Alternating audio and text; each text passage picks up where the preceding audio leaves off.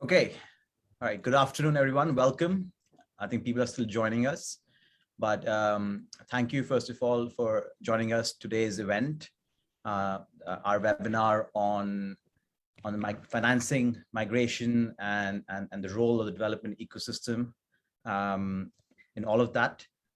We got a fantastic agenda today, and we have researchers, practitioners, entrepreneurs, funders, strategists, all in the house to discuss this very important topic around financing migration. And I'll unpack that term a bit more in my prefacing comments. Let me just introduce myself. I'm Varun Agarwal. I'm your host today and moderator, and I'm the founder and lead at India Migration Now. I'm also the CEO at Cello Network. It's a quick word on my organization who's hosting this event. IMN dabbles in all things migration, migration within India, from India into India. Our mission is to mainstream migration. A lot of our communication, advocacy work focuses on that, but we also do a lot of research, policy and strategy work around designing solutions and services for migrants. We also have an implementation arm called the Cello Network, which is a network of agents and through which we deliver a bunch of services to low-income migrant households in all the major migration corridors of India. And amongst some of the services we offer include obviously financial services, identity services. And the idea is to deepen financial inclusion amongst low-income migrants and their households. So with that in mind, this event is an initiative of our India Migration Fellowship, which we host along with our partners, Bandhu Urban Tech. The good people at Bandhu are doing some of the most innovative work, in my opinion, in the migrant labor market in India. Our fellows are Harshita and Varsha, who really, I'm thanking them for all the hard work they've done to put this together. This is part of a larger series around the developmental ecosystem and its relationship with migration within India. The fellowship, in fact, was designed with that in mind, with those themes in mind, where we wanted to document, analyze, and share some path forward for the development ecosystem, for keeping in mind migration. So let me unpack some of the things I spoke about. I think before the crisis of 2020, migrants, I should say specifically low-income migrants within India, were largely invisibilized. And what I mean by that is that whether as citizens, as consumers, and to maybe perhaps lesser extent as beneficiaries in programs for nonprofits, and even as employees and even micro entrepreneurs, they were largely invisible. And the crisis happens, and we see in some of these dimensions a degree of visibility, largely as beneficiaries and as employees. I mean, we saw, because the pain was really felt, and these were perhaps the two types of stakeholders who really have been proactive on that front. But we still, as citizens and as consumers, I think they remain largely, obviously in some cases entirely invisible. And I mean, of course, there are exceptions, but today, when we talk about the migration ecosystem, and that's what we refer to, are the different ways in which we look at migrants and how we try and serve them and support them as they go about their lives. And so today, with that in mind, is how we have constructed our panel to represent almost every sort of stakeholder who sees them through these different lenses. And so to begin with, the structure today is about informal sort of mechanisms and intermediaries and social networks that migrants utilize in day-to-day lives to access capital, access financial services in an informal sense, which this is how they preserve their liquidity and manage their risks. And we'll have Dr. Priyadashankar speak about that from the University of Sussex. She's also an advisor and a long-term friend of IMN. We're grateful to have her wisdom with us all the time. And I'm given a note by the organizers that please send the questions to the questions bot through the chat box. Please send your questions. I will definitely raise them as they come up with each panelist. But to continue my prefacing comments, today's theme will really look at the informal mechanisms, the formal mechanisms, and perhaps the synthesis of them both as far as financial services, access to capital for low-income migrants and their households within India is concerned. The idea will be to give you a descriptive sense of what's going on, but also to sort of maybe sort of discuss and map out some potential frameworks for solutions going forward. And hopefully by the end of it, we can sort of motivate more interest in this field from practitioners, researchers, and so on. So that's the larger motivation here. I think even in the audience, we have a lot of participants and colleagues from the migration ecosystem. So I'm excited to see some of the names there. So saying all that, without further ado, I hand it over to Priya. Please, Priya, if you can focus your comments on the informal mechanisms, intermediaries, from all the work you've done, not just within India, but also around the world. I look forward to hearing about that, and I'll probe you after your comments. Thank you. Please, stage is yours. Thank you. Thank you for that very warm welcome and nice introduction. It's a pleasure to be here today. And as you said, it's exciting to see so many people in the audience who are working on migration. So just a bit of background on me first. I've been working on migration for almost 20 years now, and I started my work on migration in India quite by accident, because I used to be a rural development specialist, and I was involved in some, long-term field work in rural areas in Andhra Pradesh and Madhya Pradesh. And during that time, I realized that there was a lot of seasonal or circular migration happening. And I just started to talk to people about it. And soon I realized that what I was hearing from them was quite different to what I was reading about it. And I hadn't read a lot about it. I wasn't even aware that there was a field called migration studies at that point. So that's how it all began. And I've been on a journey of discovery ever since, because there's a lot to be said about migration. I'm still learning, and there's so much that we don't know about it. But there's been a lot of difference between, the year 2000 and now. I think we do know a bit more about why people migrate, where they go, and so on. So I was asked to speak about the context of migration in terms of, what drives migration, who the people are, where they go, and informality in the work that they do. Also, informal mechanisms of financing migration, and finally, something about debt migration and intermediaries. So let me start with the context. So let's start with a fundamental question, which, believe it or not, is still of great interest to migration researchers, which is, why do people migrate? So why do people at the lower end of the wealth spectrum migrate? And most of the theories on migration, even the more kind of sort of family-oriented theories, still offer more economic reasons to explain migration. They migrate mainly because there's rural distress. They migrate to supplement their incomes, to smooth out, their sort of incomings, and avoid going deeper into poverty. And in fact, indeed, that is how I also started when I started explaining migration patterns. So it's driven, of course, by so-called push factors and pull factors, but that's very simplistic. And over the years, I've realized that, in fact, it's a much more complicated story, and aspirations figure quite a lot in that, and it's not just economic reasons that they're going for, but also a whole host of social reasons, if one were to lump them under one category. I mean, for example, escaping family conflict, persecution of all kinds, escaping, caste-based oppression, or religious persecution. For women, it could be escaping very constricting gender norms that they want to break out of. And increasingly, we are seeing this as a reason for their migration. So the picture is more complicated than was previously assumed. I mean, of course, in the research community, we know that, but I think that knowledge hasn't filtered to the way that migration is talked about in policy circles. So that's one thing. The other thing is about informality.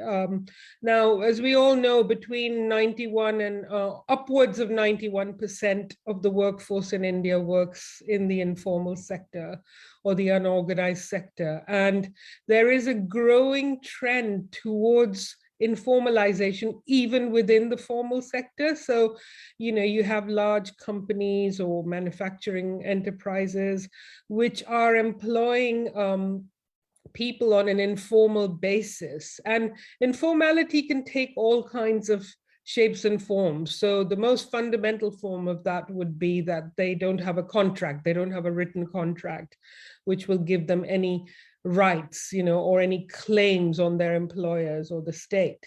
But there are other ways in which they can be informalized as well. I don't want to dwell on that too much here, but the point is that this is the norm. So when we talk about employment, we must talk about informal employment.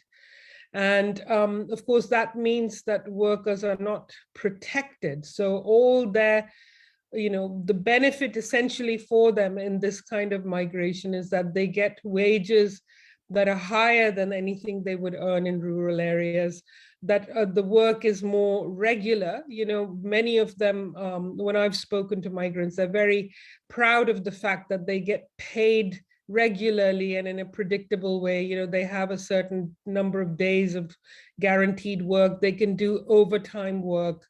And they have informal mechanisms of protection, even though they may not have access to formal protection. They may have arrangements with their contractors or other patrons at the workplace. Those systems of protection you can debate. They don't necessarily give them a lot of security. And as we saw during the lockdown, those systems didn't really help them. So basically, they're very vulnerable in quite a precarious position.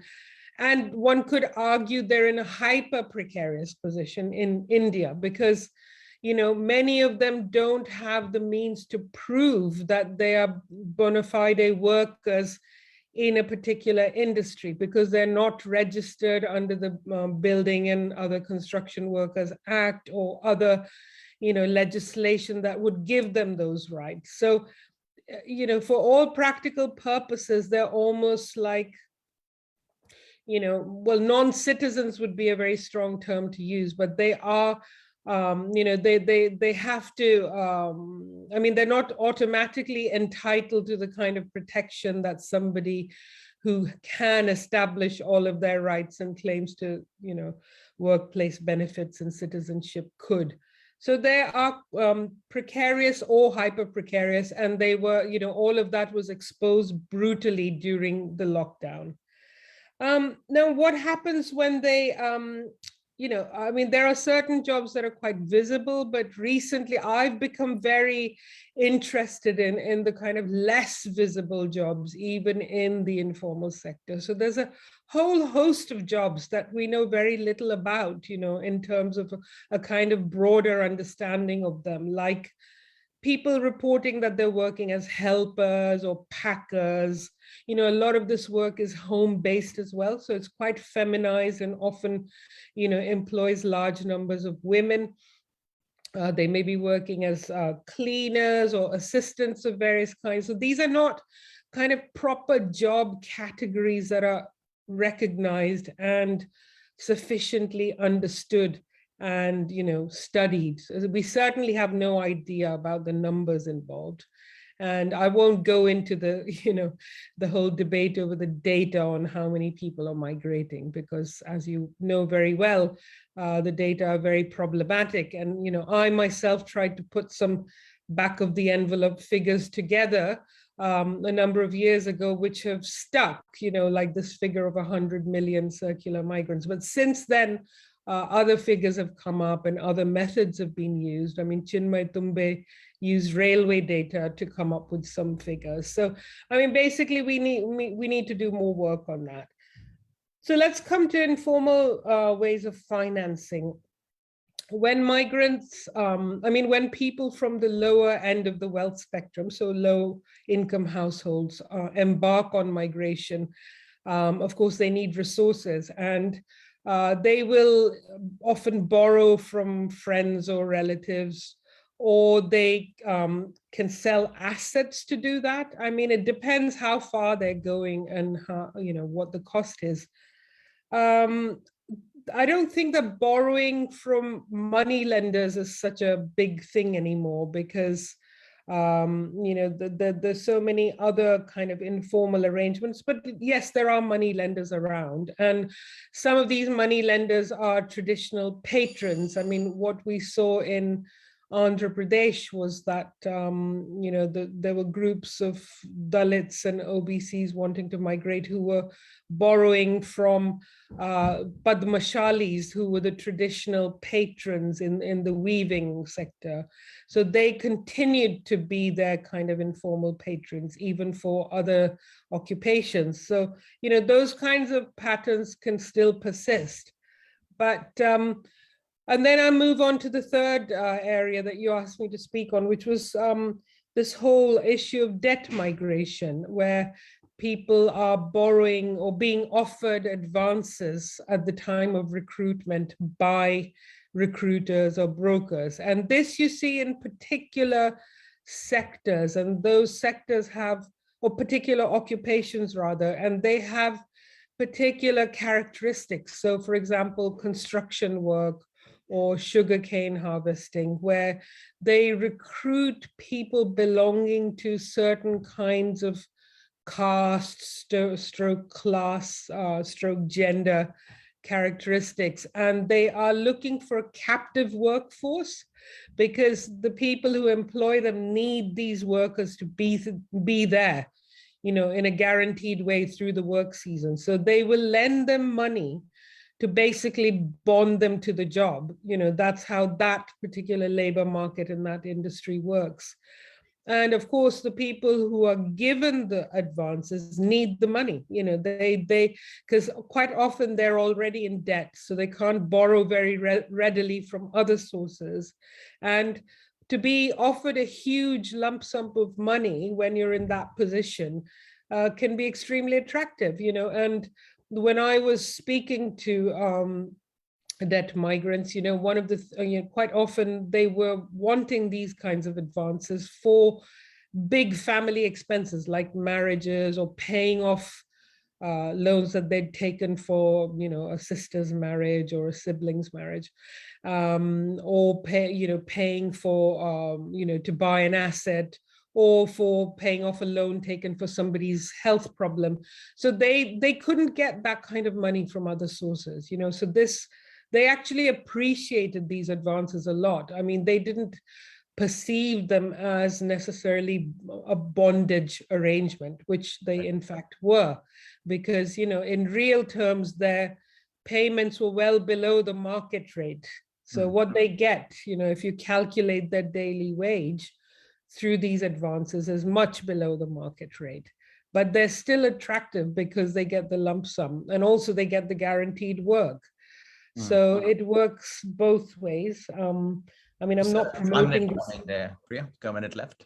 Yeah, so I'm finished basically. So that's what I wanted to say about that. So you do still see it, and it's prevalent. And if you speak to the people who are entering those arrangements, you see that it's a complicated thing. I mean, they know that they're being exploited, but they also realize that their options for mobilizing this kind of funding, or getting access to jobs in the city, are quite limited. And these recruiters also fulfill the job of sussing out the job market. So if they take them to Mumbai one season, they may take them to Pune the other season, and the workers themselves may not have the capacity to do that. So that's how it works. So thank you very much. Thank you very much, Priya, for that overview and sort of really setting the context for the rest of the discussions today. So thank you very much for that. So let me just have a couple of probes as a follow-up to your comments. First and foremost, I mean, sort of more of a first principle question and this is looking at them as from a lens of consumers and beneficiaries, right? Which is if within keeping in mind the informal context, when you compare migrants and non-migrants, and you look at the kind of arrangements they have from whether it's risk mitigation or liquidity, looking at two functions of, financial services, even in the informal context. What is the difference and what are the similarities? I'm just curious if you had any views on that from your work. So you're comparing migrants with non-migrants in terms of their attitude to risk. Yeah, and also the kind of how they access the financing needs. Is there a difference in how they access their financial needs in an informal context? I'm speaking of. Yeah. I mean, migration theory will tell you that migrants are, different to non-migrants in the sense that they're more enterprising. They're likely to have more ability to mobilize resources, whether that's from the sale of their own assets or through their social networks. So in that sense, they have a higher propensity to take risk because they are able to mobilize contacts and resources. They may be, more, they may have a higher business acumen, if you put it that way, or, more sort of adventurous spirit. I mean, so that plenty of work has been done on that. But yes, so I guess they would be comparatively more risk-taking and prepared to, do that because they can afford to do that. I mean, because they have the means to get themselves out of trouble if they really got into it. I mean, that's the theory. In practice, of course, you see all kinds of combinations and possibilities. People at the very lower end of the spectrum may take the risk, but end up without, being able to repay the loans that they've taken or being caught in a cycle of perpetual debt. You also see situations like that, and there can be a number of reasons for that, where they don't spend their borrowings judiciously, or they have a number of mishaps or accidents because they're unprotected, so they're working in a situation where they don't have insurance, where, they're not protected against injury or anything like that. So even if they take risks, it doesn't necessarily lead to the kinds of benefits that they think it would lead to. So it's complicated. Yeah, they may take more risks than non-migrants, but the outcomes are not necessarily guaranteed. Absolutely. And I think that sort of theoretical point about, the theory is always said that migrants are more risky. The risk profile is different from non-migrants. It's self-selection bias there. And how can maybe financial services, perhaps as we move on to the formal mechanisms, can leverage that perhaps? I mean, that could be one point we cover. One question we got from the audience quickly, Priya, for you, because you've worked on many different corridors around the world. Is there learnings, especially for the work you've done in Africa and other developing countries, which we can apply in the Indian context from a financing perspective? From a financing perspective, I mean, the discussions that we're having in India are very similar to the discussions that are taking place elsewhere, in the sense that I think broadly, there is a tendency to regard informal lenders or intermediaries as problematic, so this is a similar kind of discussion in the African countries that I've worked in Ghana or Ethiopia, where at the policy level, they are much maligned, and there are now great efforts to eliminate them, because the idea is that if you get rid of intermediaries, migrants will have, a much better time. They won't be exploited. They won't be, tricked into accepting exploitative jobs, et cetera, et cetera. I mean, I think that's a minefield, to be honest, because yes, you get rid of informal intermediaries. What are you going to substitute that with? They can't access formal sources of financing when they need it, because the kinds of uses that they have for those finances may not be approved by formal lending institutions. If somebody turns up at a bank and says, I want to borrow for my sister's dowry, I suspect that they're not going to be met with, a lot of sympathy, because, if you say, oh, I want to borrow to buy a tractor, possibly, yes, you will get a more sympathetic hearing.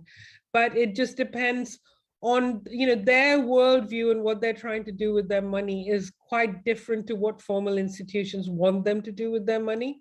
Right. And this is a big mismatch, actually, because they have evaluated their circumstances. They know that their sister's chances of getting married into a good family are higher if they pay a decent dowry. Again, I'm not supporting dowry. I'm just saying that that's the reality of how it works, so that's what they want the money for, and they might want money to get their mother into a private hospital. Again, somebody might say, well, why do you need to do that? Just go to a government hospital. But they will have decided that there are reasons for which they want to go to a private hospital, and they want to spend, lakhs of rupees on that. So I'm just saying that, what their worldview and priorities and their preferences are may not be fully understood by formal institutions. And this is why informal intermediaries continue. And of course, they offer a very friendly service. They speak in a language that they understand. They often belong to a kind of caste and class background that these people can relate to. They're not scared of them. They don't find them intimidating. They'll come to their doorstep and offer them a friendly service. So those things are really valued. I mean, there's just no substitute for that. So again, I'm not promoting these intermediaries because I know sometimes they can end up in awful conditions, but sometimes they can also end up in quite good arrangements, that benefit them. I mean, again, good is a relative term here because it depends on what kind of work they get offered. But yeah, so that's what I would say to that. Thank you so much, Priya. And I think this sort of, and I think that's the spirit of the discussion today, is to really sort of, be open-minded about the informal solutions out there, but also the formal solutions and the synthesis of it all. And it's not to sort of demonize things, it's to sort of understand that these things persist for a particular reason. There's a utility they're serving. And in some sense, the informal mechanisms recognize the consumer role better. They visualize these migrants, unlike perhaps most of the formal mechanisms. So, no, thank you for your response and your comments. You really set the stage here. I encourage everyone to read Priya's work, her papers, follow her events on social media, because, well, if you want to learn about migration, I can't think of a better person. So thank you, Priya. Thank you again. Thank you. All right. So without further ado, so that sort of tour de force that Priya gave us on informal systems and the lives of migrants, we move on to the more sort of formal responses from the ecosystem. And to discuss that, we have three fantastic panelists. So let me start off by introducing them. First of all, we have Adit Devanand from COIS. Now, COIS is a very fascinating impact fund who've done a lot of work providing financial solutions for vulnerable communities, including migrants. I'm really curious to hear about some of the work they're doing and the ideas that Adit and his team have been developing and piloting and testing, and not just in India, but around the world. So very excited to hear about that from Adit. We have a good friend of IMN and mine, Amit here, who's worked in different Amit Garg is with GDI from the Global Development Incubator, and he's before that worked with many different kinds of ecosystem players, whether it's private sector, nonprofit, financing. He brings the very strategic insights into this sector, and then finally, very excited to have Abhinav Sinha from Eco. Where do I begin? I'm one of the pioneers of business correspondent model in the world, if not India, and really from a remittances perspective, from creating financial solutions on the last mile, there isn't a better company than Eco, in my opinion. So I'm very excited to have Abhinav Sinha in the room. And so gentlemen, let me just set the context. We heard Priya give us the tour de force. She spoke about the informal mechanisms, gave us a flavor of the needs that exist in the last mile in these communities. So if we can start off, and I'll have Adit start perhaps to share some reflections on some formal financial products for migrants, and maybe even talk about some of the barriers that you've seen as you've sort of tested them out, not just in India, but also the work COIS has done around the world. And then we'll move on to Amit and then Abhinav in that order. Please, stage is yours, Adit. Yeah. Thanks, Varun, for having us, and also for this very interactive forum for exchanging these ideas. Just to give a quick introduction, like Varun mentioned, at COIS we have been working on a whole host of problems in two capacities. One, as investors, where we have funded directly social enterprises which are operating in a number of sectors which deal with livelihood space, including that of migration. The second role which we have also done is we have set up facilities, the latest one, for instance, being the labor dignity bond, which is focused around pathways for ethical migration for worker and ethical treatment of workers in the informal and the unorganized sectors. So in this, we have kind of worked both around the structuring as well as the setting up of, and as well as the ongoing implementation of these facilities. I think starting off with just the journey, how it has been from where we saw the problems which Priya stated, which was pretty much in prevalence, not just in India, but also in a couple of other geographies in the emerging setting also, which we ended up seeing, where there is a very high prevalence of an agent-led mechanism, which results in some kind of a dead bondage in a lot of cases for the workers who are seeking to migrate.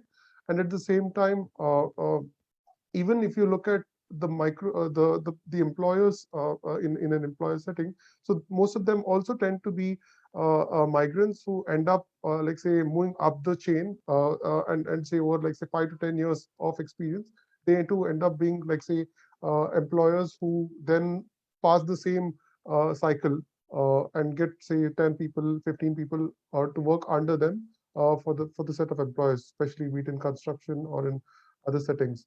So what when we try to look at this compared to how any other formal industry can work and what solutions have successfully worked for them, the biggest challenge which we ended up finding is that the contracts and so they don't tend to be as formalized. So be it your cash flows, your credit assessments, they tend to be a lot more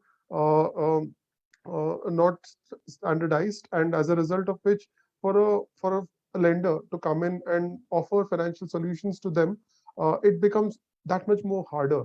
So a part of our exercise was to make sure that these become standardized, formalized to, for instance, have work orders, contracts, etc., in a more standardized manner, which can then be reviewed and verified by the lender. Because our idea, we want to stick to a strict lender who follows all the checks and balances of which the Reserve Bank provides.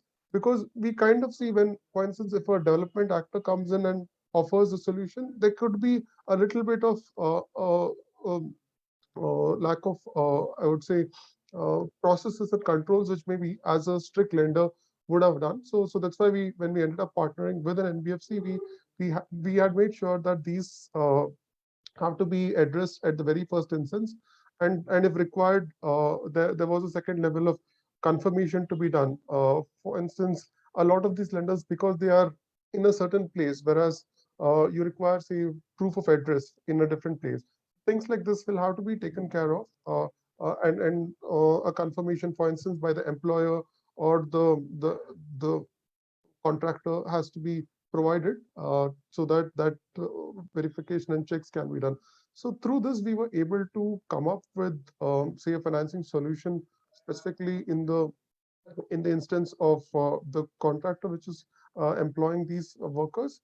And the idea is that the linkage of this lending was done to make sure that there was an ethical treatment of the worker during the course of the program, which is getting monitored by third-party independent verifier, so that and for them to continue to get access to this loan, which is, I would say, as a quite an affordable rate at which compared to what they would have gotten it, say, from off market or a private agent. So this is some of the mechanisms and checks which we have built into the product.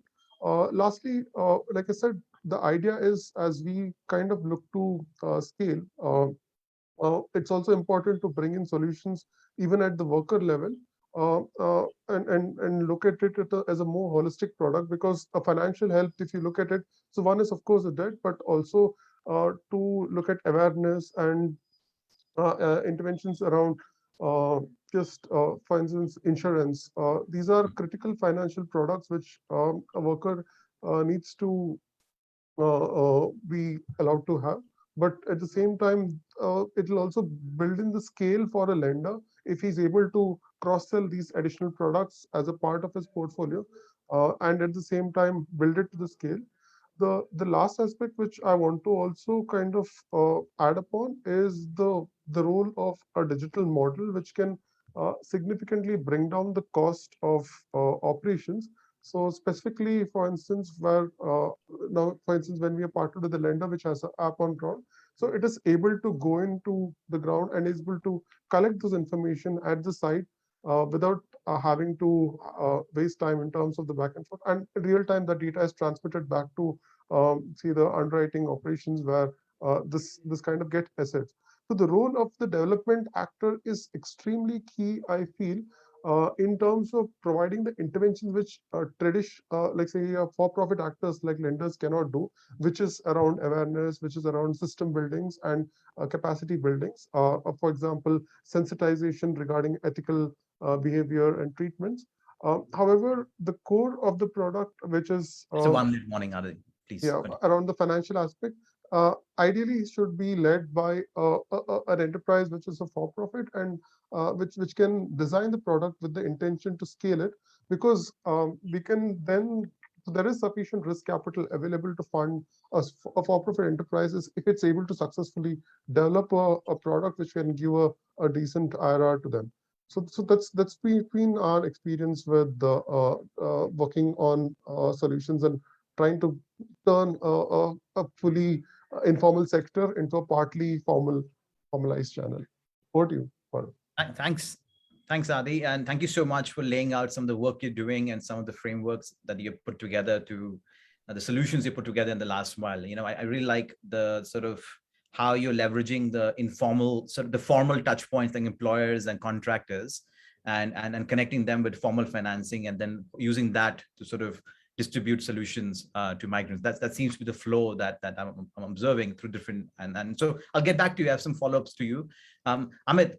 So, I mean, I suppose just picking up on Adi said, I'm just curious, on your reflections in this space as the solutions that you've seen, but also one of the pieces that, and Adi mentioned that for lending, there's certain formal requirements like contracts and certain standardization, especially from a data generation perspective, underwriting and lending. However, in practice, just going back to Priya's points about migration, they quite like the informality. Migration is a bargaining act. Like they can always migrate away if someone's treating them badly, and maybe a contract takes away that agency from them. So this tension between what they require, the formality required to get a loan versus the informality that they quite enjoy the advantages of that. How do you sort of reconcile that as we think about these products and what we need to scale them? Please, Amit. Oh yeah. Yeah, got it. Thanks, Varun, and thank you for calling me for this. One thing I have to say is this is a conversation which is not being had by industry. So if you look at even the current set of people on this, with the exception of Eco and Kois, I actually don't know anybody in the financial services ecosystem who wants to have this conversation. So I think as a start, I think this is a great starting point, and I really thank Kadit and Kois for helping us put that labor dignity bond together. And I'm looking forward to learning more from Abhinav.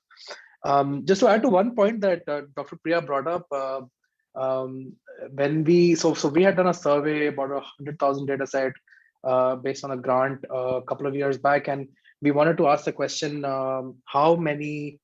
So we wanted to ask the question as to how many people think that they have debt versus how many people actually having debt. So whether it's informal or formal is another matter.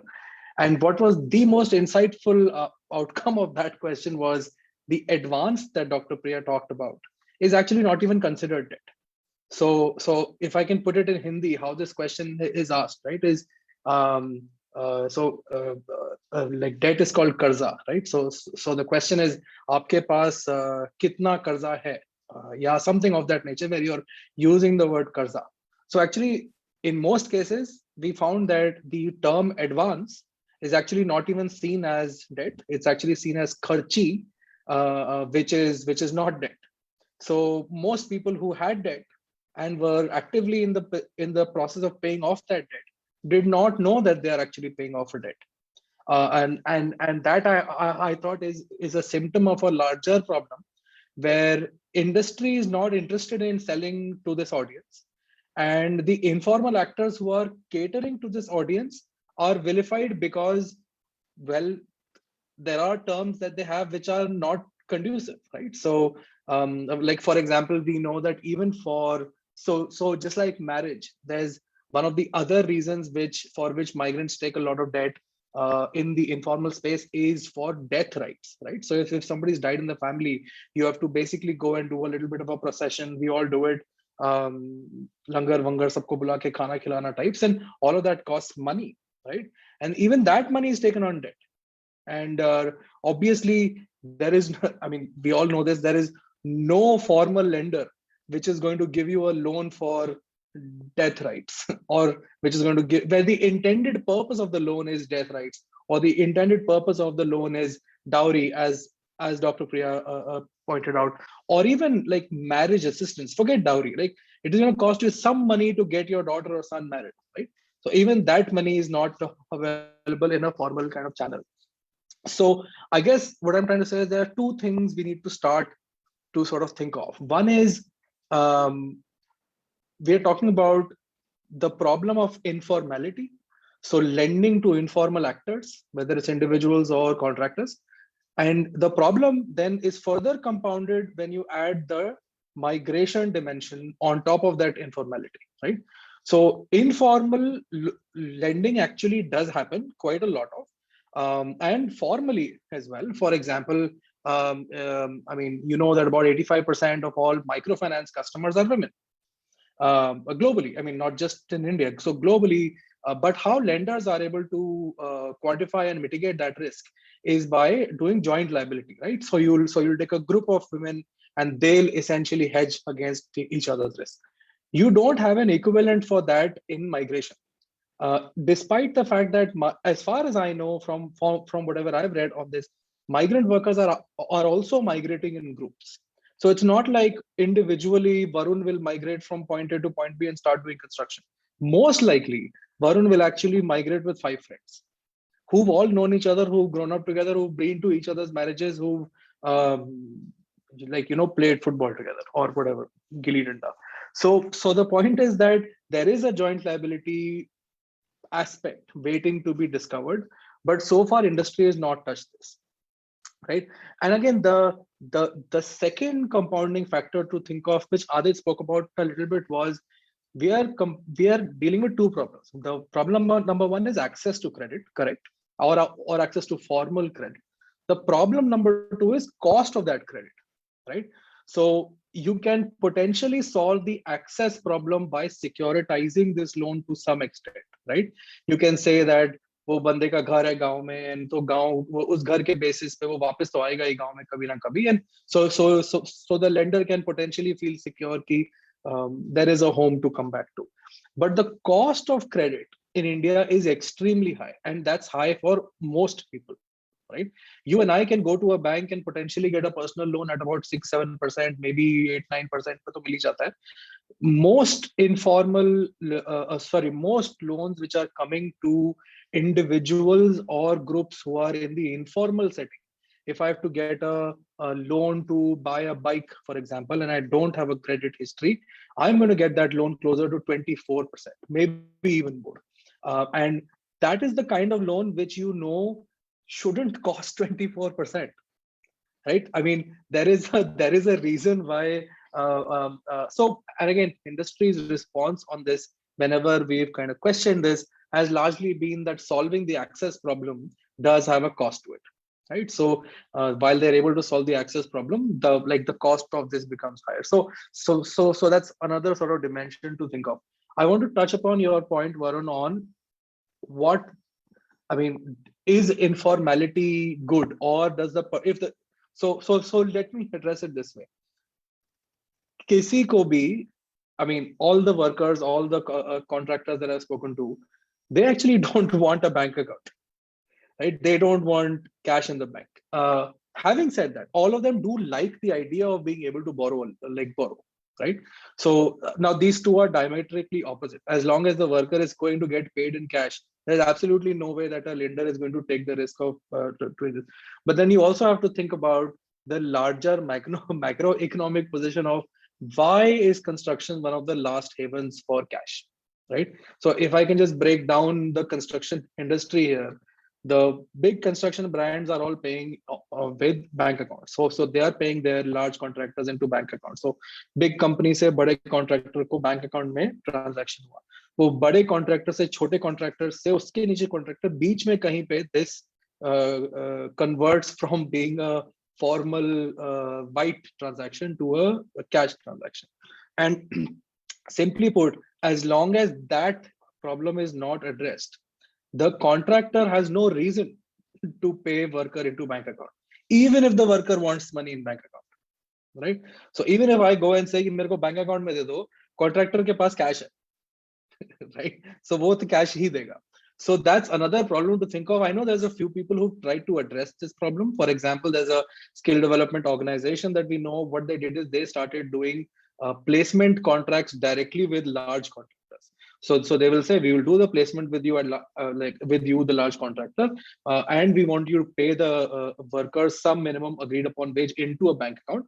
And because this was tied to a skill loan, they are essentially paying off that skill loan directly from that bank account which the company has created for the workers. But that's an extreme anomaly.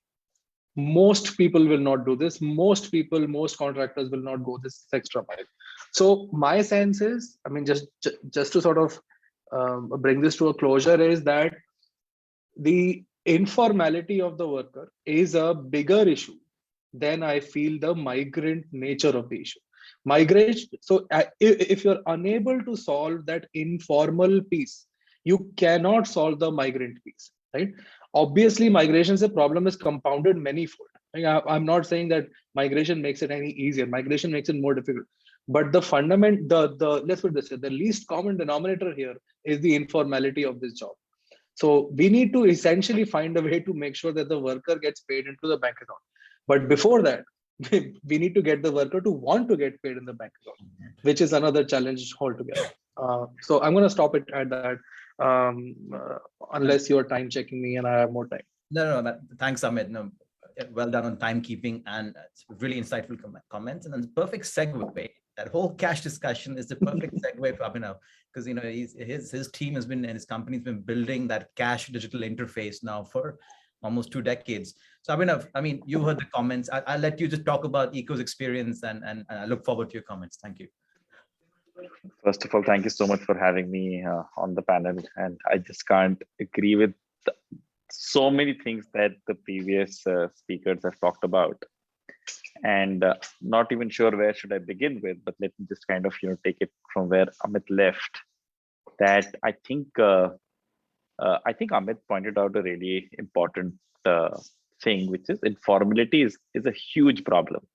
And think about it, Echo has been trying to solve this for the last 14 years. I don't think so we've even touched the tip of the iceberg here.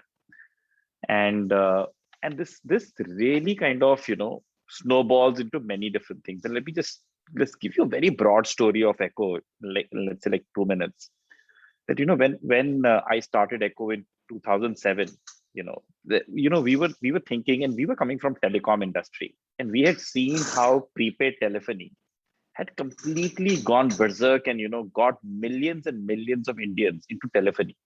And because we were engineers and we kind of built that system, we thought that let's just build a similar system and put it to a bank. And we'll probably put a bank on steroids and get everybody to have a bank account.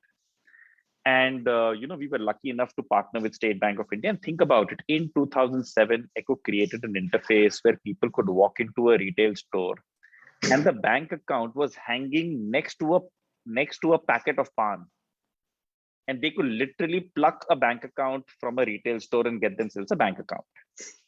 And while we were planning our opening day, one of my co-founders said that Abhinav, I think we need to do queue management, crowd management.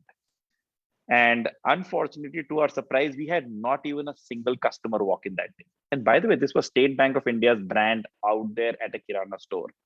A rude reality check for us. And what we realized then is absolutely what Amit mentioned. Nobody wanted bank accounts, right? And guess what?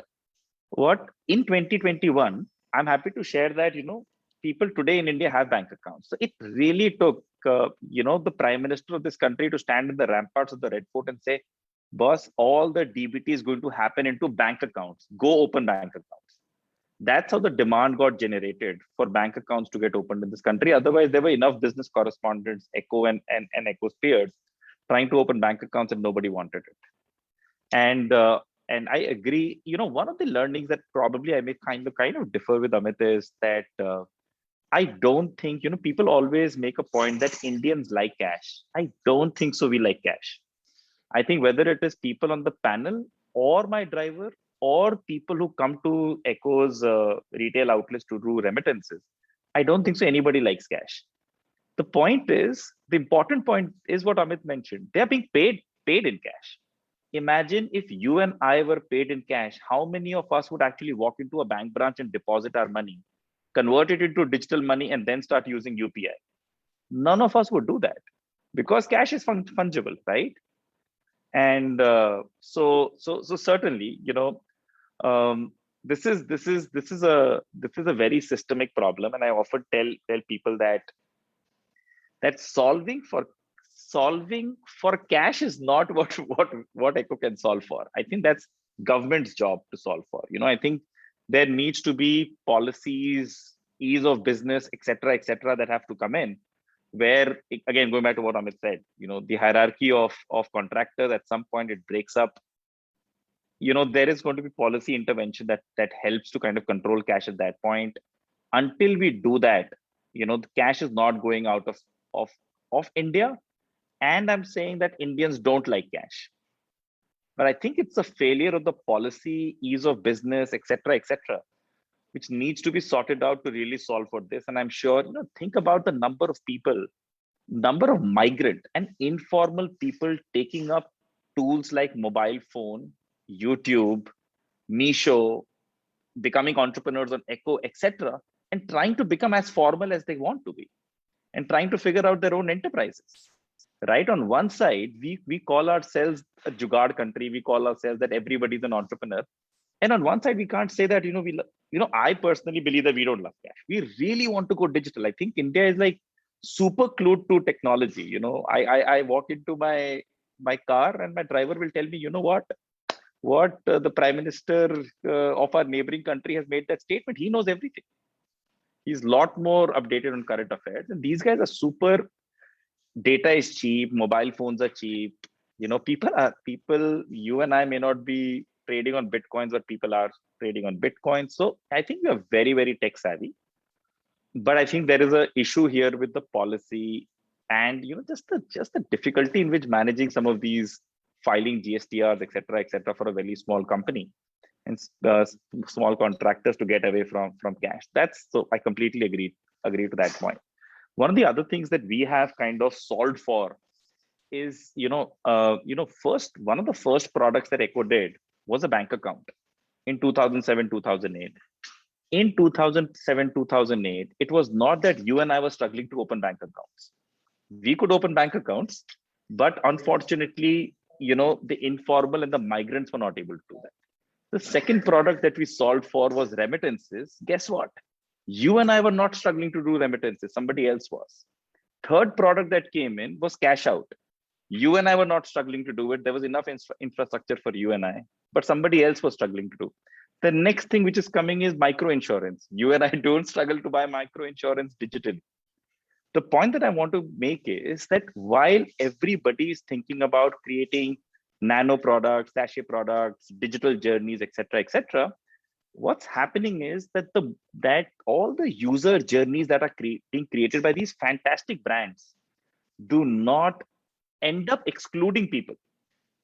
While these are being designed for inclusion, and we are not acknowledging the fact that India, for products to actually go deep into the country, there is a need for assistance. And sorry to say this, but we are a country where if in my house there needs to be a puja, we get a priest to do the puja on our behalf, right? We need assistance even to do that. And so I think we need to acknowledge the fact that while the country is going digital, and products, beautiful, fantastic products are being built by fantastic brands across different segments, there is a need for acknowledging assistance and acknowledging the fact that, you know, there is cash, there is informality, there is a need of assistance, and encourage that to happen, rather than say that cash is bad, assistance is bad, and everything has to be self-service. I Right. don't think so. The country is right there.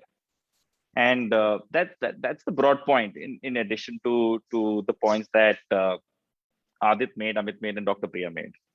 So just a quick follow, because we're getting a lot of questions in the audience. So one follow-up with this assistance point, which is exactly the observation we've had with the Cello network. You know, we spend a lot of time with migrants and interacting with the social networks. They realize even if they had a smartphone, for them to do a transaction, they went to that one kid in that network in Thane who was savvy. You know, even if they want to do a ATM transaction, they will pool their money, give it to one person, and that person does it. So that assistance points is well taken. I'm just curious, I mean, as an agent network provider who's looked at agents and remittances, and, you know, you spoke cash in, cash out. Why have agents in India struggled to graduate to other more sophisticated risk management or liquidity provision? Just curious what experience in that. Sure. Thank you so much for asking that question. That's one question that we are solving for during COVID, actually.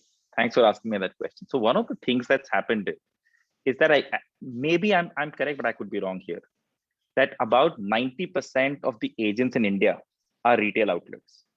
You know, at least companies who were Echo's peers, who kind of started the business correspondent industry in late 2000s, we all, you know, are, at least my inspirational company, or when I started Echo, the company that I was looking up to was Airtel.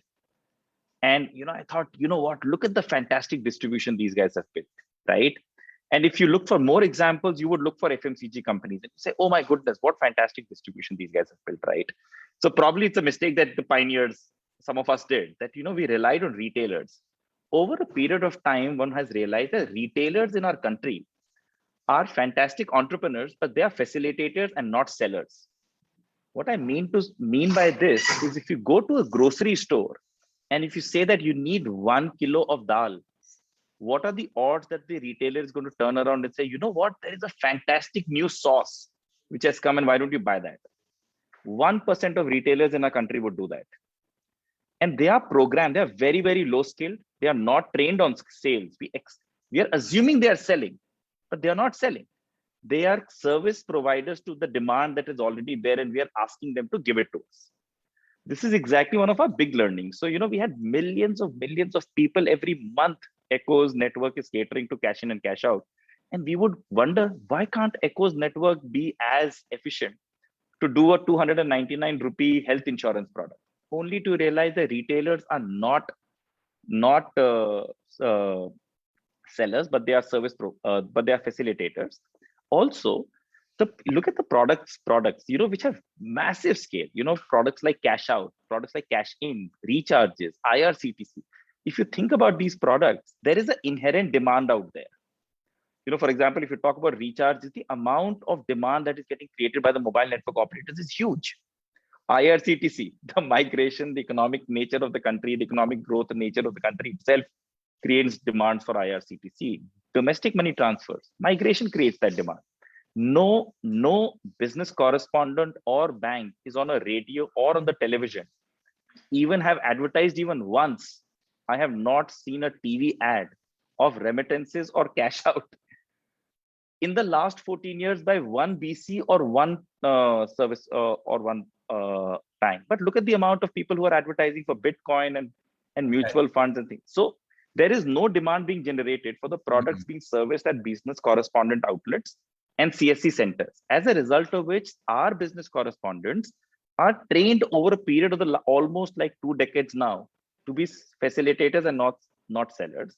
And I encourage brands who kind of talk to us to say, hey, you have the responsibility of demand generation, not the poor Gupta ji or Sharma ji or Lala ji who's sitting there, you know, who you want to kind of act without any, just by offering that retailer or that business correspondent that if you sell this insurance, you'll get $100.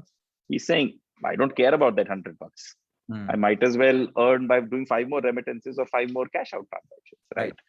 So one of the things that we are solving for is that we have over the last 8 months have actually started to acquire a lot of entrepreneurs. And I'm going away from the word agent because it's kind of, everybody pictures a retail outlet, but entrepreneurs who span all the way from students, homemakers, retired government servants, Ola cab drivers, food delivery people, they are signing up to business correspondent networks like ours. And we are saying, hey, you guys are probably the channel which will sell the higher order products, which need you to spend at least a 5-minute interaction with the customer because the retailer will not. Right. So I think different product needs a different channel.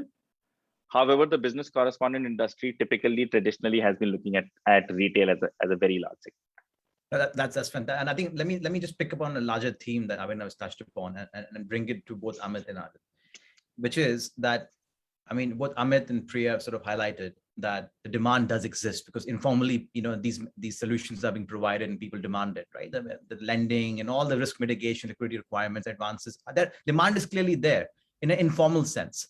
Somehow it's not flowing into the formal sense, and that approach outside the last bit, the solution that Abhinav mentioned is being to sort of, whatever demand is available formally, we facilitate that, but we're not going out of our ways to tap into that informal demand and bring it into and serve it through formal lens.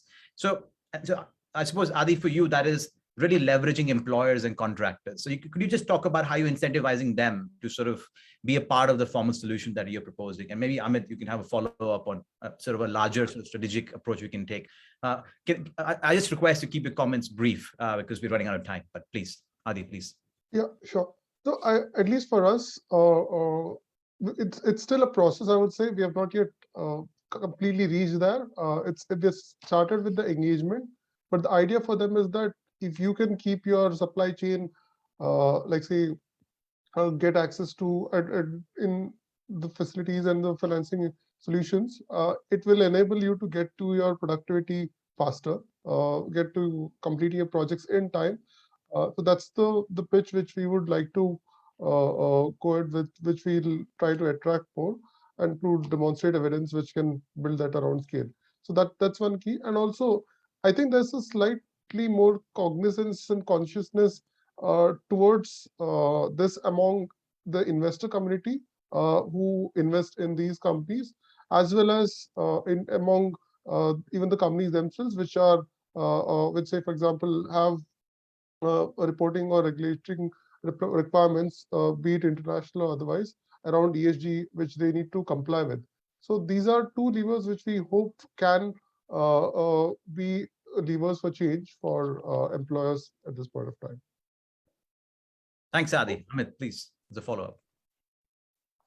Yeah, very briefly, I feel two things need to happen. One, certainly one of the things that lenders will ask you, and spoken to a bunch of lenders on this, is they need data. Without data on repayment, without data on basically you want to establish credit worthiness of an individual. Without that, there is no large scale lending which will happen. It will be small niche kind of products which we all keep testing out. The other piece which I think is interesting is the informal guys, the informal lenders do have a lot of trust with these communities. So I am nearly certain that the only way to scale up is to actually use that trust. So I mean, what I would ideally like to do is have the informal lending guys actually lend formal products, basis the trust built relationships, basis the trust that they've already developed with these communities. And a great example of that is the relationship between the microcontractor and the worker. So the typical microcontractor would, as with other examples, the typical microcontractor would have also been to uski beti ki shadi, uski bhai ki shadi, knows the mama, chacha, kaka of the family, and like really the worker, like the security that the worker enjoys is he or she, I mean, largely he can call the contractor at a time that he wants and can actually expect to be helped in most cases, right? Which is not available today from the formal channel. So what I'm saying is this trust that has been established through at least a couple of decades, at least a couple of years, should have a place in the solution that we try and propose, because that is irreplaceable. Second, I feel that one of the things that needs to happen is service providers or lenders, such as potentially ECO, can actually use those trust-based relationships to deliver their services. And here I'm also including remittance, which I know is key. There's obviously lending, there's obviously micro insurance. I do believe that micro insurance is slightly higher order right now. What I would ideally like to start with is at least a few transactions, and some form of lending. Yeah, that's pretty much it. Thanks. All right, so we are out of time for this panel. So thank you very much, Adi, Amit, and Abhinav, for really sort of giving us a framework and sort of insights on practice and ideas around formal mechanisms that are in place, the challenges, and how we can perhaps move forward. So thank you so much. We move on to the last panel, where it's think of it as a synthesis of what we've sort of experienced. We've discussed informality and informal solutions, and we looked at formal solutions and the barriers they're facing to sort of tap into this informal demand. So in this panel, we have two panelists, Misha Sharma and Rupal Kulkarni. Misha is a researcher with the household finance practice with Vara Research, and Rupal Kulkarni is Shamsathi, is one of the pioneers in working with migrants, and Rajasthan and with Ajivika and so on. So the thing that I would like to sort of set the context is both of you, through your research, through your work, have seen the dance between informal and formal, that you've really sort of navigated both the space in your work. So I would love to see sort of a synthesis of what you have heard and observed, and also reflections on your own work, and really sort of offer cross learnings for the ecosystem, the migration ecosystem, as we think about financing migration. So I'll start with Misha to talk more about some of the research that she's done and her reflections. So we'll start there. Misha, please. Yeah, hello everyone. Thank you so much, Varun, for inviting me in this panel, and what a great set of remarks and eye-opener. I was just trying to type my comments to all the panelists here, but thanks for giving this opportunity. I'll do that now. So first, the way I've structured my sort of remarks is I thought I'll give an overview about what the financial lives of migrant households look like, or rather low-income households look like, and then also talk a little bit about both their balance sheet as well as cash flows. What is the status quo in terms of access to formal financial services for migrant households, and then talk about some of the product level insights that we have. Right, so starting with the financial lives itself, in terms of the balance sheets of household balance sheets of low-income households, I think on the asset side, it's fair to say that the balance sheet of a low-income household is skewed towards physical assets.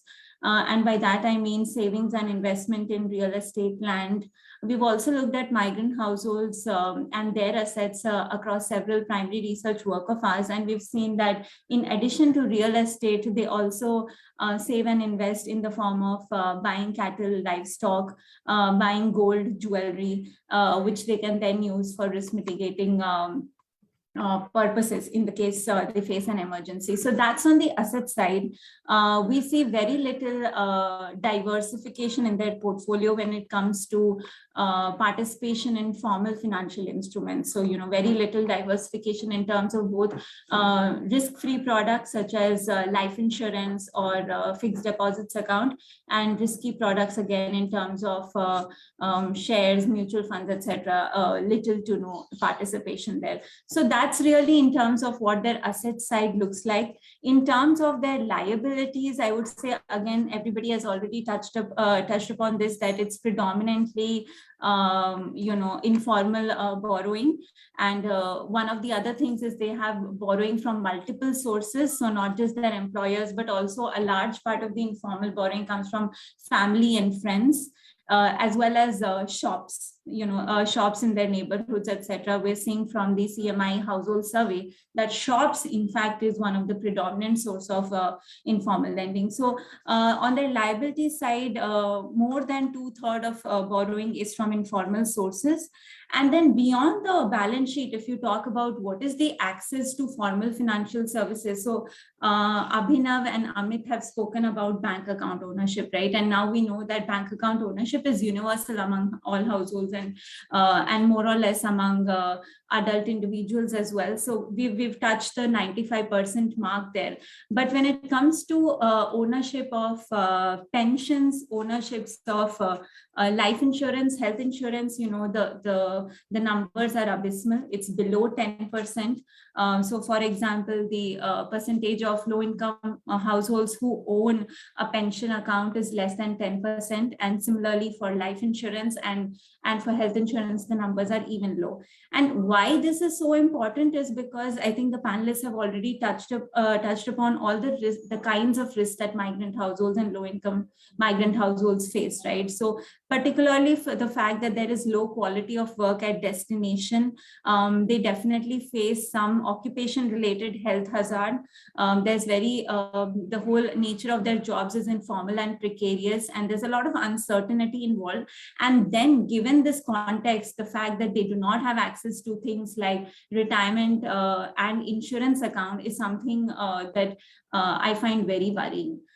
Here, I also wanted to add that when you look at accounts such as the Atal Pension Yojana, right, which is predominantly sort of launched as a pensions account for the informal sector, you will see that the percentage of individuals who have Atal Pension Yojana is 4%, which is really low. And if you look at that percentage as a percentage of Pradhan Mantri Jan Dhan Yojana, because ideally the idea was to seed products such as Atal Pension Yojana to the Pradhan Mantri Jan Dhan Yojana. So if you look at that percent, you will find that close to about 10 or 15% of Pradhan Mantri Jan Dhan Yojana account holders have a Atal Pension Yojana, but the numbers are again very low. Similarly, within this Jan Dhan se Jan Suraksha kind of campaign, where the idea of the government was to provide them access to personal accident insurance through the Suraksha Bima Yojana, as well as the Jeevan Jyoti Bima Yojana, the Pradhan Mantri Jeevan Jyoti Bima Yojana. Here too, the numbers are really low, like below 10%. And what is interesting is that we looked at the claim settlement ratio, and the claim settlement ratio, which is a good indicator of the kind of experience individuals would face when they file their claims, is pretty bad. So for the personal accident insurance, the claim settlement ratio is at 70%, which is, which might look okay, but if you compare it to the market leaders, the claim settlement ratio is beyond 95%. So the point I'm trying to make here is that when we talk about access to formal financial services, it is much beyond bank account ownership. Bank account is all well and good, but it's about social protection. It's about access to risk mitigation products, and there the situation is pretty bad, to put it very simply. If you think about their cash, so that's about the balance sheet. If you think about their cash flows, I completely agree with Dr. Priya. She was talking about the fact that their cash flows are uncertain, precarious, lot of volatility. I agree that the volatility for a migrant household and their cash flow might be a little less, given that they have sort of some assurity of regular employment, but there's a lot of uncertainty involved. You never know when you're out of a job. And we saw that during, like you said, it was mainstream during the COVID wave 1, right? Like there was a lot of uncertainty involved, that they were out of jobs. They had little savings to fall back on. And so I think it's important to not just look at balance sheets, but also their cash flows. And if you do that, you will see that their cash flows are characterized as insufficient, irregular, unpredictable, which is again a pretty sorry state of affairs. One thing that, like they want to do, like if you go to first principles and think about what is the financial needs of low-income migrant households, there are 2 points. One is that they want to smooth their consumption, which is, even out their spending. But the other is also that they want to spike their spending. And this is something that Dr. Priya spoke about, right? Which is that they have certain planned expenditures that they want to make. It could be investment in business. It could be paying for paying for existing debt, etc. It could be for dowry, funeral, etc. So the need for spiking spending or for that lump sum is so valuable that they are okay with bearing the cost of it. And the cost of that is something that everybody spoke about, which is bonded labor, or the fact that there's an extra interest rate that you have to actually pay to have access to that lump sum. But then the fact, sorry, 1 minute. 1 minute, yeah. Yeah. So the fact that they have, they want to access this lump sum is very valuable to them. And so that's about it really in terms of their cash flows and balance sheet. Varun, I think I'd like to,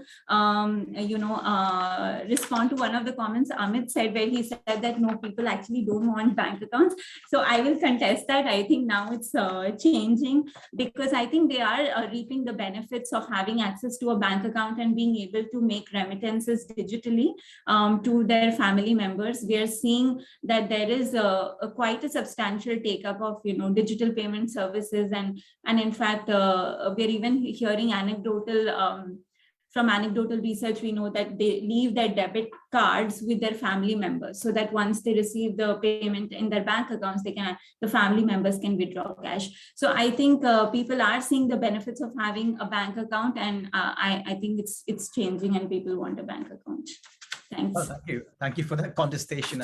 Good to know. So Rupal, like, before I give the stage to you, I suppose the larger sort of takeaway for me has been that informality remains like the primary barrier in some sense, right? For formal financial services, because they view the situation in a certain way. They require certain contracts, certain kind of data points, certain kind of access provisions, which perhaps is a mismatch in the way they're doing things and their understanding of the preferences and demands versus what's happening in the informal sector, where local knowledge is very tightly understood and relationships are there. People are leveraging that, perhaps not at scale, but that's what's going on. So, so keeping how much in your experience product design? So like insurance for me is a great example. Like my experience with insurance has been that you can, and Misha's the data she shares sort of confirms that, where even if you sign up for it, what is the value for someone who's migrating to another place where the network of medical providers, which they've probably never touched even in the formal sense, but that's probably even those medical providers where they go, where they work, are not probably covered by that insurance product. The insurance product design is not understanding the geographical spatial reality of these informal workers moving between different locations. So one example of sort of a product design issue which migrants face. Similarly, even Jandhan, I think the product, yes, it's there. Yes, people have it. But what is the customer experience there? Not very good. The customer experience isn't great. Yes, we have universal coverage, perhaps bank accounts, but the usage question remains. Though Misha can test that, and that's good to hear. But I'm saying, but the feedback we get is it's not a great experience from a purely consumer lens, and we won't enjoy using that account. So I'm just like, as you give your remarks in your experience with Shram Sarthi, I would love to hear more from a product design perspective, what you've done, especially for migrant informal workers. Please, the stage is yours. Thank you. Thanks, Varun. Really great to hear all the insights from all the speakers. And in fact, I won't repeat too many of them, but the way I'll structure some of my comments is to really talk about one of the most popular sort of barriers, which was end-use restrictions that formal finance has in terms of usage. What can you use the money for? I'll then pivot to how we've responded to that, what we're seeing post-COVID and how we've responded to that, and then just broader comments on your question and also where we see the sector going. So I think one of the biggest challenges that everyone highlighted was that there are end-use restrictions when it comes to credit, at least. There is a high preference for enterprise, for agriculture, or anything that's more traditionally understood as income generating. And one of the things that we at Shram Sarthi have tried to do is really mimic what informal providers do in terms of eliminating all end-use restrictions. And the reason we're able to do that also is because we're a grassroots institution, we're embedded in the local community. 80% of our team is from the local community. Many of them have been migrants themselves, or have relatives or friends or neighbors who are migrants. So I think in that sense, the comfort with not having end-use restrictions is very high. And in our own portfolio, traditionally, nearly 50 to 60% of our loans have gone towards housing. And when we really try to understand why there is such a high demand for uncollateralized housing loans, we figured very quickly that, it has a direct bearing on a migrant's ability to make choices of where to migrate, how much to migrate for, and so on. Typically in the South Rajasthan area, we would see that if there were an incomplete house, the migrant chooses not to migrate for about 3 to 4 months during the monsoons. So he's essentially foregoing wages for about 4 months in a year. And now, having done this for nearly 10 to 12 years, a recent impact assessment that we conducted actually shows us that migrants make very different migration choices. They tend to migrate longer distances if they have a pakka house at the source. They tend to be more stable in labor markets. And they tend to opt for wages that are more at par with what they're worth or what their labor is worth.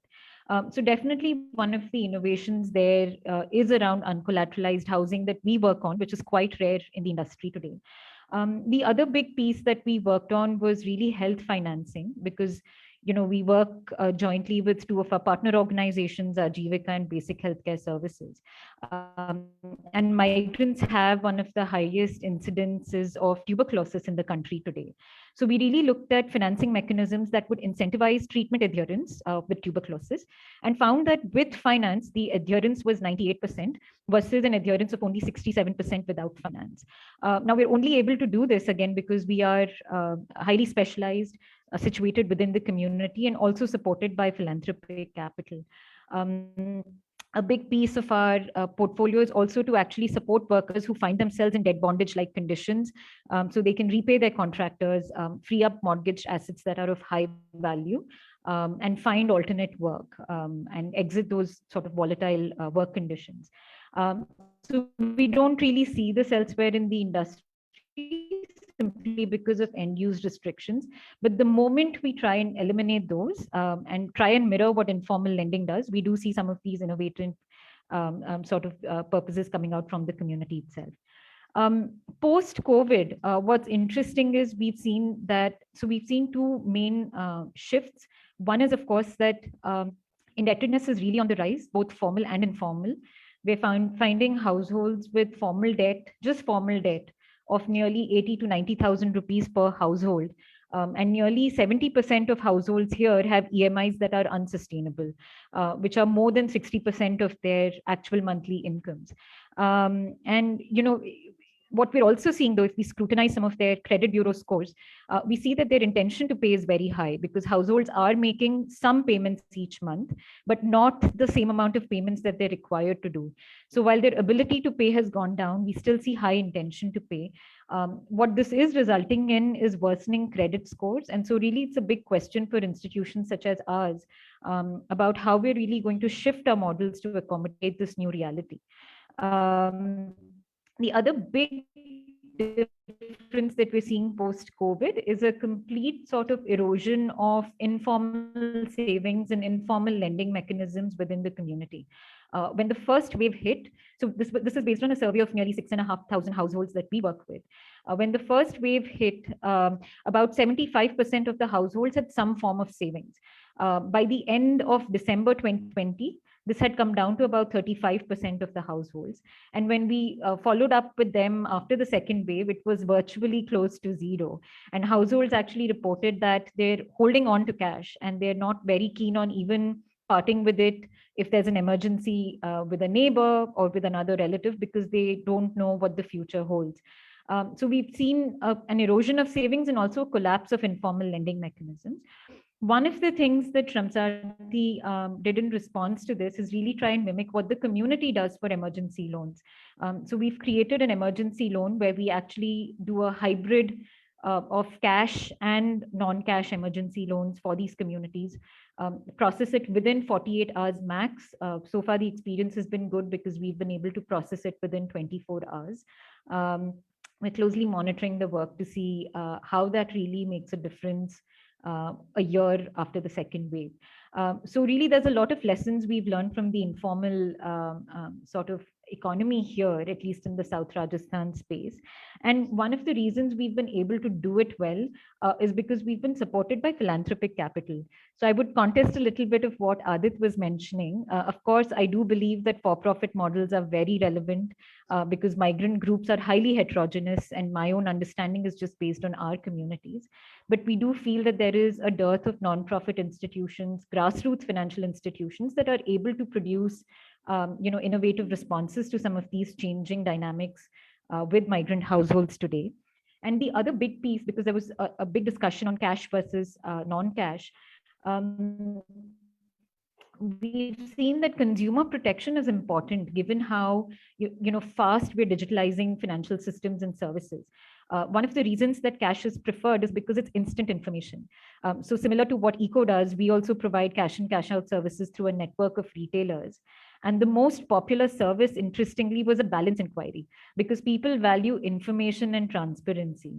And cash is information, whereas with digital services, because we see a lot of fraudulent transactions in the name of APS using vocabulary that communities don't understand, there is still hesitance to get there. And let's face it, that for-profit institutions may not necessarily have the bandwidth to invest in consumer education and building their own awareness about how to deal with these loopholes in the system. And so I would really argue that there's a greater role for philanthropic capital. There's a greater role for grassroots institutions that are embedded in communities if we want to see greater innovation in financial services and greater investment in both consumer education and consumer protection. So yeah, I'll stop here. No, that's fantastic. Thank you, Rupal. And I think, I think Shamshati's approach is a synthesis of what we've spoken about, where you've taken the informal lessons and community members and leveraged that to create formal mechanisms and connect them with, in your case, philanthropic capital. So let me probe that further and come back to Misha with a specific question that we received from the audience. And a question, I suppose, Rupal, is just to sort of have a synthesis of what Adi was saying and what you said, is that when we speak about migrants, there seems to be a variety of people, right? You spoke about when they have a pakka house. We have seen like more land package if they own, maybe longer term migration is more possible for them, right? Versus perhaps seasonal migrants who are very vulnerable, don't have that asset ownership at home, and you really don't have the appetite to migrate long term, even if they want to.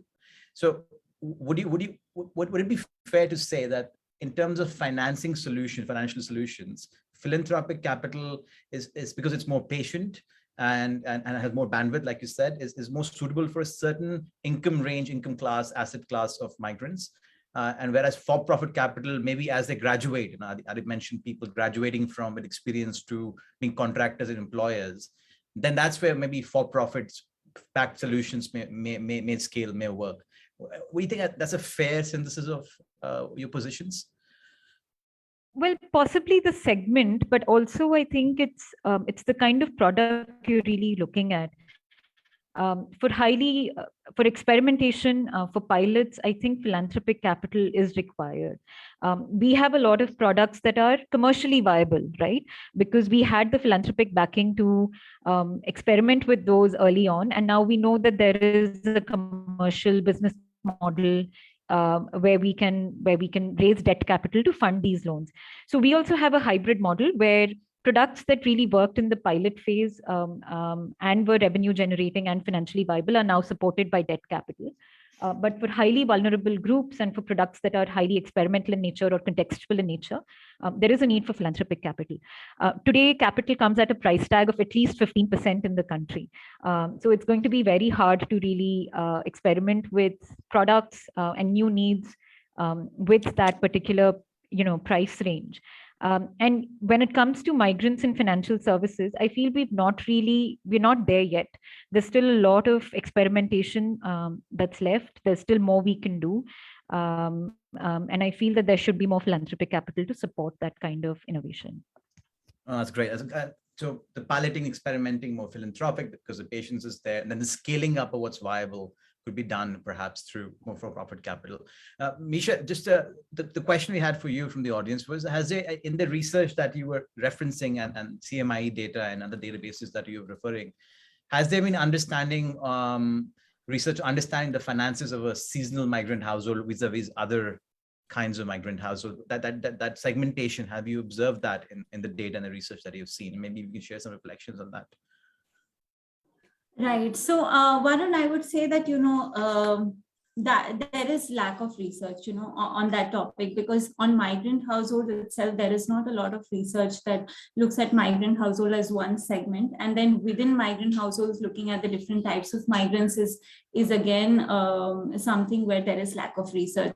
But one of the research projects that we recently commissioned to the IFMR lead team, they in fact look at different types of migrant households and their financial behavior. And so there, so your question is about exactly what on seasonal migrants? Yeah, so basically, like, you have seasonal migrants and you have more longer term migrant choices, right? Different Yeah, yeah. For the reasons that Rupal and others have sort of flagged. So have in your research, have you seen the preferences or the situation be different for different kinds of migration choices people are making, different kinds of migrants, essentially? Yeah. Yeah. So I think one of the research projects that, the lead team recently completed, they actually look at what are the kinds of financial decisions and intra-household dynamics that play out at home when the migrant is at home versus when the migrant worker is away. And, is there a change in who makes household level decisions, both in terms of, day-to-day decisions about household expenses versus decisions on when to borrow, from whom to borrow, where to save, decision about a child's education, so on and so forth. And what they saw in their research is that when the migrant worker is at home for a particular duration of time, then it is actually typically the male member of the family, which is the migrant worker, who has the power to sort of make all the decisions, be it household level decision making on savings or borrowing. But when the migrant member, which is the male member, is away from home, then the decision making power shifts to either the older male member of the house or the spouse of the migrant worker, typically a female worker. And so what was interesting that we found in that research is that in instances where the female member of the household was making decisions, it was mostly about savings, saving channels, and children's education and health. And so from that research, one of our reflections has been that, particularly in terms of savings product, there is a scope to kind of pitch a savings product and persuade the female member of the family to sort of, make those saving decisions. So that was one interesting research we saw when it comes to different preferences and intra-household dynamics. But I'm afraid to say not a lot of studies have looked at the different segments. No, I think, and that really is, I mean, for the researchers in the audience, there's a real space to explore, is to really, very cleverly segment different kinds of migration decision-making different households are doing and understand their preferences and needs. I think that could be very, very useful across the ecosystem, not just purely from a research perspective. Rupal, we have one final question for you, which is a very good question from the audience, which is, I think that there was the feeling was a source bias towards Shamsati's work. From a destination perspective, if you could talk about the work you're doing, or what do you think from a programming perspective, from a piloting perspective, that we could look at? So sure, we're definitely source heavy. So there's a definite source bias there. What we've understood from our work is that even at destination, there is heavy dependence on contractors as the default sort of financial providers. We've seen arrangements where workers have actually maintained savings with Kirana store owners, or even with their contractors, only to be charged a fee for actually having kept that savings. So very counterintuitive. And when we probed further, we realized that there is a need for safekeeping versus savings at destination. I think the first need is really safekeeping, especially since we're transacting so much in cash. So definitely interventions around safekeeping that the migrant trusts is something that we should look at, given the housing conditions at destination as well. We do not work with a highly entrepreneurial group of migrants, so we don't really see the need for credit at destination, although that might be different for a different segment. But I think some of the panelists mentioned it earlier. I think Nisha also mentioned it. We do not have a lot of micro investment, wealth creation sort of opportunities, and destination is a great place to plug in those services with migrants. Yeah. No, thank you for that, Rupal, and thank you, Misha. Thank you so much for your comments and your responses. I just think this, it really truly has been a synthesis of the discussion we've had in the previous panel. So thank you very much. Before, I mean, we're almost at the close. I wanted to, we're an August company in the audience, and we have Dr. Binod Khadria, one of, like the pioneers, I would say, in migration research in our company. So, and he would like to share some comments. And Mr. Khadria, please, Dr. Khadria, welcome. Thank you, Varun. It's nice to see you after a while and to listen to Priya and other people, who are experts in this field and the young researchers. I think I can call them young researchers, having spent my lifetime in migration research and retired from JNU now. I think it was a fascinating mix of panelists that you have had, starting from the macro picture to all the way down to the very micro picture. In terms of the logistics and nitty-gritties of migration management, in self-management, rather, I should say, the financial parts of it. And that's where it reminds me of examples from around the world. When the world economy had crashed around in the first decade of this century, that's when the Muhammad Yunus had experimented the BRAC experiment in Bangladesh. That's where the micro loans that were given to self-help groups, the women's self-help group, the repayment ratio was 97.5%, whereas Lehman Brothers, which crashed, was about around 60%. So this, I think, was based on trust that Amit mentioned, that other people mentioned, Rupal mentioned, Priya, and others who have all highlighted this. This, I think, needs to be highlighted much more. The collateral that Rupal mentioned, collateralized household and non-collateralized household, that definition needs to change. The collateral is the trust. Once you break the trust, then you are no longer eligible to borrow again. That, I think, is the crux of the argument that happens. And the second point, which is very, very important, is that trust works both ways. As Rupal's example of in the destination where the savings are kept with the Kirana store, and the Kirana store charges a fee for that, for keeping it safe, in safe custody. That itself is a unique example. It should be, I think, highlighted and proliferated, because many times you find that the exploitation is not only in terms of higher rates of interest or in terms of taking over the collaterals, but also in terms of being subjected to accidents, being subjected to theft, being subjected to robberies, and being subject to cheating by friends and families and so on. So I think it's extremely important to bring these elements to the fore. We tend to forget how the Indian households, the family is so diverse, so heterogeneous, that we only look at the formal sector of financial organization and formal sector of the urban families. We do not look into the greater details of how these are working and what are the issues. In fact, it reminds me, I had written long back, and I was talking about trust, time, and loyalty as three collaterals.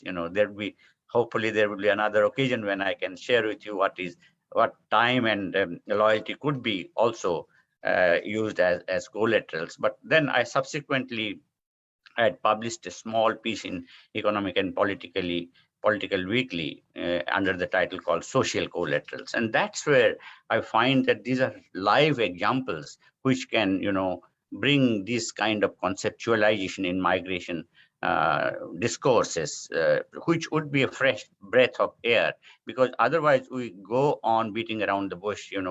We start right from, reinventing the very basics, which are so much well known, but the world has changed.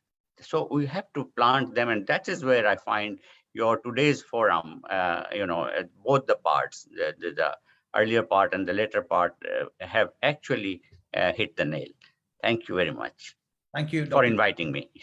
Absolutely, sir. And thank you so much. You made my job much easier. I'll keep my closing remarks even brief. I just wanted to share a couple of findings and maybe some future sort of work areas of work we can all focus on. So, I mean, first and foremost, I mean, for me, the two categories of products, interventions, it seems to be is risk mitigation and then liquidity management. It seems to be the basis of what a lot of the categories of interventions we talk about came into play, both in an informal sense and what has been proposed and is being done in a formal sense. And beyond that, this sort of what I call the dance between informality, formality. I think they're natural constraints that we will all face when we're trying to formalize folks whose lives or employments are fundamentally informal. And there's little evidence that their nature of their employment or the way they live is going to be formalizing any time soon. In fact, it's quite the different direction we're going in many sense. So I think understanding as we sort of develop formal solutions, the constraints that informality places. And I think that's going to be, I think, an important reality check for all of us as we move forward. Third is to go back to Dr. Khadria's point and really reflect on the work Rupal is doing with Shamsathi's scaling trust. How do we leverage and then scale that trust? Trust is truly a collateral.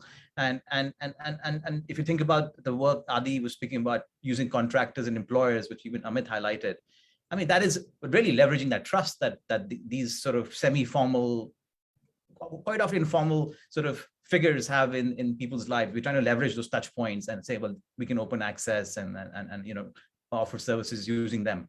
So I think this has been a major theme.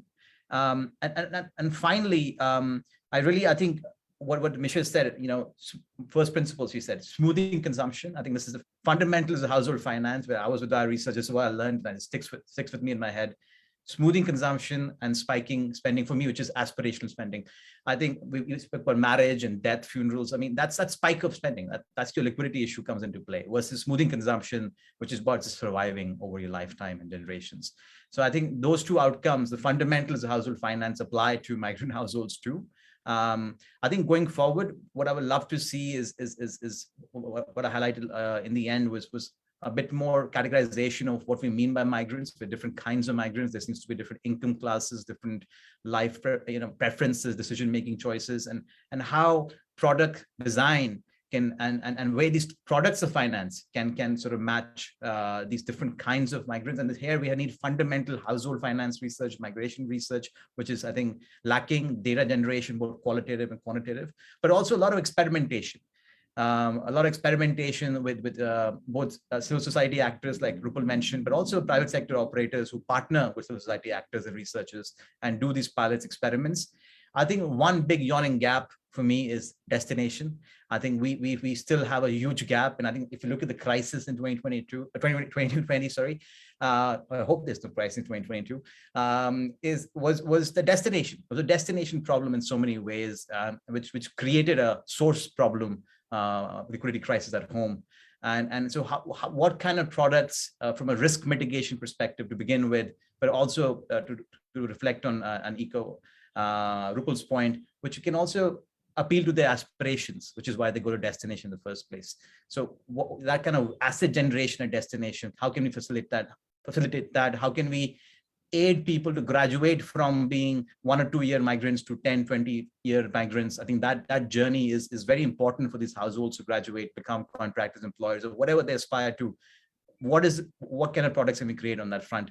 So for me, these are some of the open questions which I hope researchers and practitioners in the audience and all of us together can address in myriad of ways across the countries. So with that, I declare the session closed. Thank you so much to all our panelists. Thank you so much to the audience. I look forward to interacting with you all. India Migration Now and Cello Network, your host for today. We will keep publishing things on this front. We are doing our own pilots. I look forward to collaborating and hearing from you all very soon. Thank you so much. Good evening. Namaskar. Bye-bye. Thanks. Bye-bye. Thank you so much, everyone. Bye-bye. Bye. Thank you. Thank you, Dr. Khadria. Thank you. It was a pleasure seeing you. Pleasure. Let's be in touch. I will soon be sending an email. Please, sir, please. I look forward to it. For that interview. Yes.